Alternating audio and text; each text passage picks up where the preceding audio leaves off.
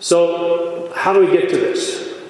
Second part of the presentation, we're talking about how to develop a school-based funding formula with built-in cost controls.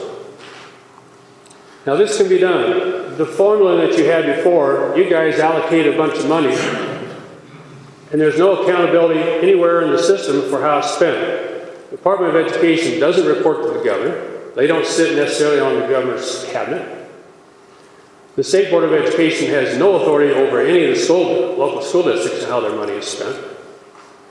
So you appropriate it, and local boards then follow whatever they're told. They do whatever they think is right, and it gets spent, and they come back and ask for more.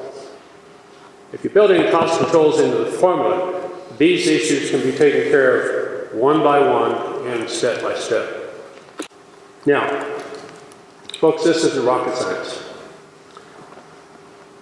Businesses all over the world develop financial formulas to anticipate what it is that they have to spend to get their product out the door or provide their service. We have the same thing in education. The point I'm making is that each school is actually the cost center of education, not the district. We have been putting money out to districts and hoping they'll spend it correctly and get kids educated. It's actually at the school level that we need to move forward. So a key financial question to answer before any of this gets done is to make sure that we provide an equal educational opportunity for each child. How do we do that? Number one, we have to answer the question, what are the essential skills and knowledge which each Kansas student needs to learn to compete for jobs in the global economy? Now, it's not the road standards. They're too vague. You're never going to understand what it was you wanted to teach and whether you got there. In my opinion, as an educator, you can't get there from here.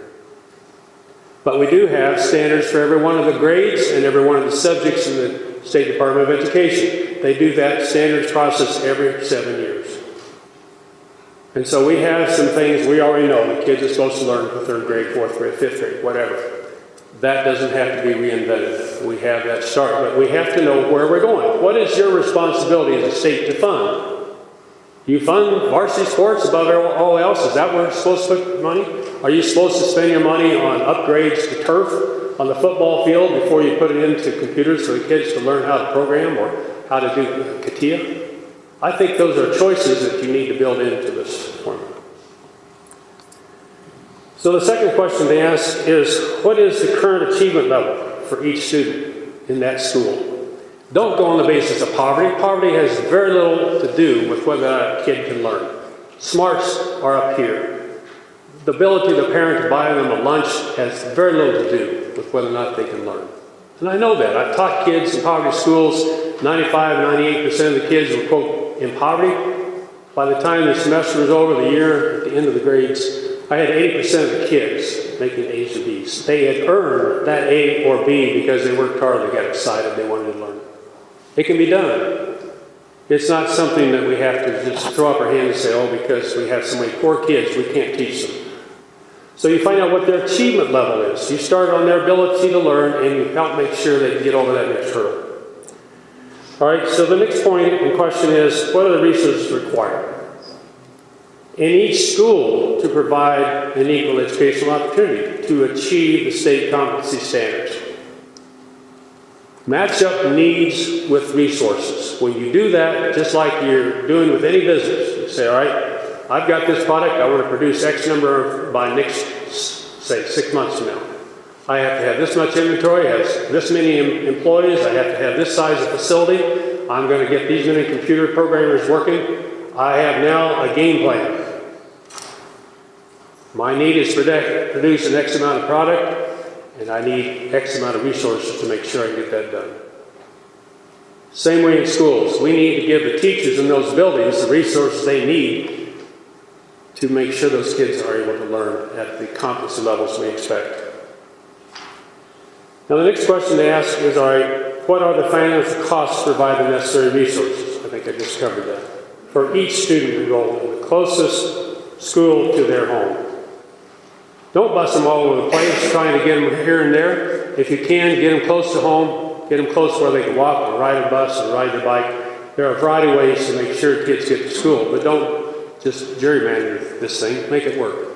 Get them closest to home. We have some districts that are 2 miles away from another district, and they call themselves a district. They're so tiny, but the one next to them has got a boundary. They can't cross that boundary. My God, the parents want to send them to where they can get the best education, and we prohibit them from doing that. So what are the financial needs of each school district within the state? That is what you get now. After you build it from the bottom up, you're going to go through this process of saying, all right, now that we've got the costs, we've identified the needs, let's say moving on up to the top. It's kind of like building a house, isn't it? You start with a foundation. You start with the basics. What does it cost at the building level? Then you go to the district, then you go to the state, then you come to the legislature. And what you're doing now as legislators, as appropriators, I'm looking at our two appropriators here. You guys have the opportunity then to take the funds from a combination of local, state, and federal sources and make sure that those schools, not the districts, the schools get the funds they need to meet the challenges that those kids are facing. All right, let's take it a little step further. How do we get this process going? How do we develop a budget to assure an equal educational opportunity? First is, if you look at the total instructional costs of 80% of the students enrolled in each school within a regional education district to learn stated, measurable, essential skills and knowledge. And I'm trying to talk about skills as well as knowledge. We need hands-on ability to take what you've learned and apply it, whether it's computer programming or welding or auto mechanics or whatever. There are a variety of things that we can do. And while I'm on this subject, I want to say that we need, I think, to have a partnership with business and local communities.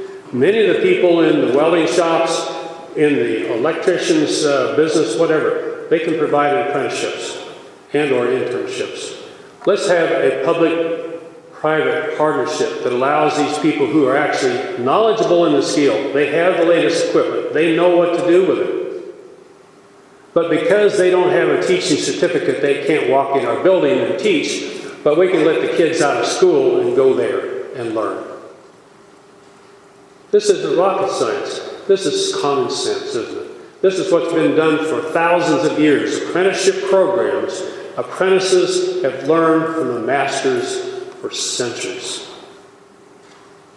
So this ain't new, folks. This is exactly where we can go. All right, so what's the next step?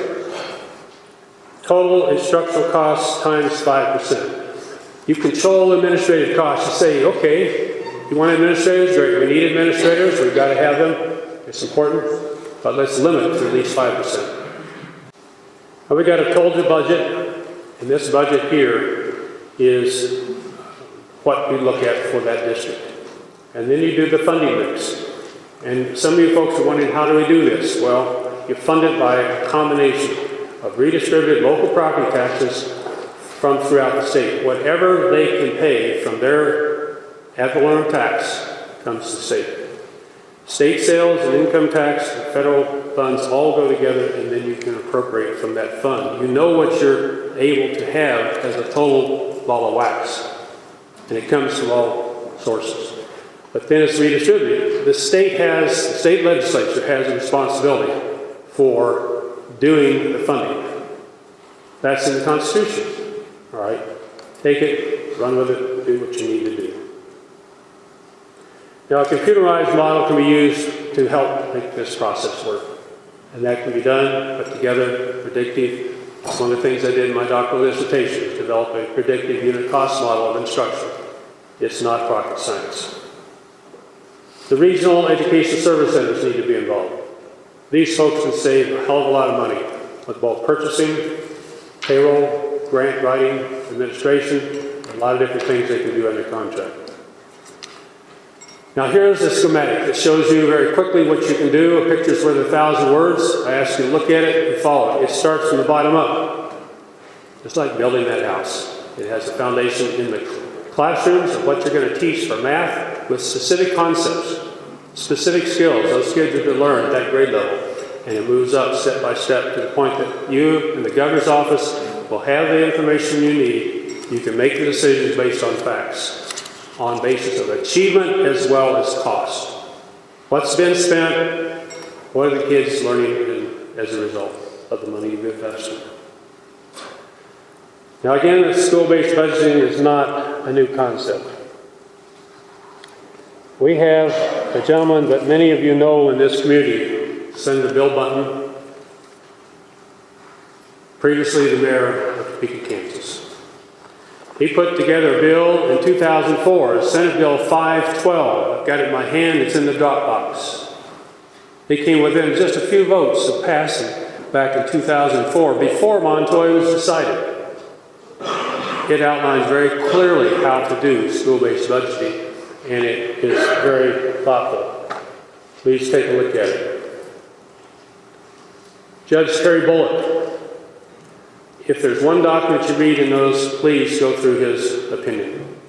You've got a man here who spent several years listening to testimony. He's very wise, very thoughtful. He brought to your attention as legislators then, in 2004, a roadmap of how to get a new school finance formula put together. In his report, his ruling, which is in the Dropbox on page 24, he's talking about how to get this done. It's your responsibility as legislators. He cites that. He says you don't have to spend more money. He says you have the authority and the responsibility to organize school districts, to decide the size of the schools, to what to be taught, and make those decisions. It's up to the state board and the Kansas Department of Education to implement the laws you pass, not the regulations they come up with and tell you, oh, we're not going to do that. Now, one of the things he did is included the amicus brief and the school finance formula that I helped work and develop in California with the California Legislative Office of Research. It's school-based budgeting. It is many of the same concepts that we've talked about here. These are processes and procedures, again, that aren't necessarily new, but do need to be implemented. We have responsibility to the Kansas teachers and parents and students and you as legislators to have an honest dialogue.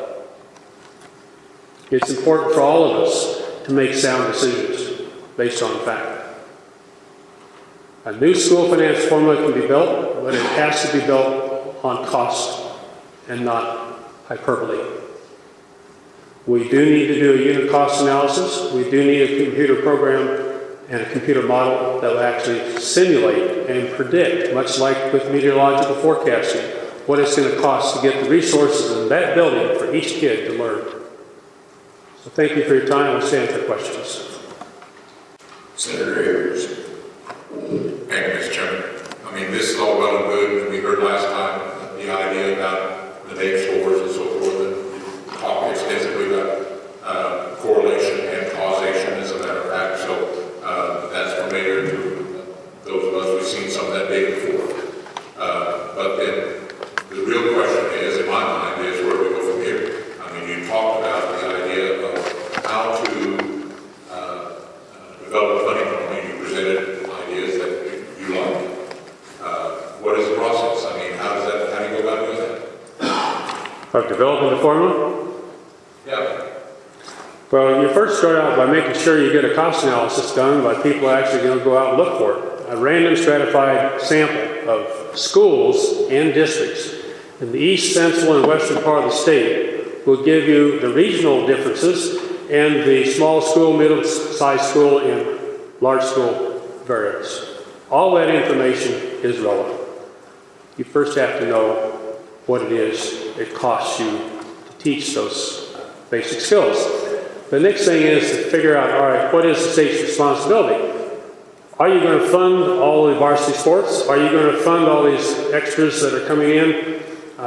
With Common Core, for example, you're forcing every small district to buy extra bandwidth just to take a one-time test at the end of the school year. All those kids are trying to sit there at those terminals, trying to fill out those computer sheets. My God, why? It's given in the spring. We don't get the results till the fall. The kids already moved on. Teachers don't get the information in time to help the kid. Parents didn't ever get the information in time to help their child. Why do it? So we have to look at what is the responsibility of the state to actually fund specific things. This computer model is extremely important. It needs to be built and given to you guys to finesse. Try to figure out, all right, how do we make this thing fly? And it can be done. It's going to go through probably several different stages before it's ready. But it's based on fact. It's based on, first, what it is kids to learn, and secondly, what does it cost to do that? And how are those resources currently distributed? I've talked about apprenticeships. I've talked about possibly online instruction. You have video. There are a lot of different ways that we can take technology to help us without putting a computer in every kid's hand. The companies are loving this Common Core. They're saying, my God, look at all the money we can make out of selling software and how we can put a laptop or a Chromebook or whatever in every kid's hand. And it's just making billions of dollars of profits. The testing is making billions of dollars for the publishers. We need to ask ourselves, how much is enough? The teachers know what the kids learn. The teachers are our first point of contact. Give them the resources they need at the building level to do what they need to do to teach those kids without taking all this stuff coming down from above and saying, you got to do this or you're not a good educator. Now, we've got a number of things I think we can do as a state. It's time to just buckle up and start getting it done.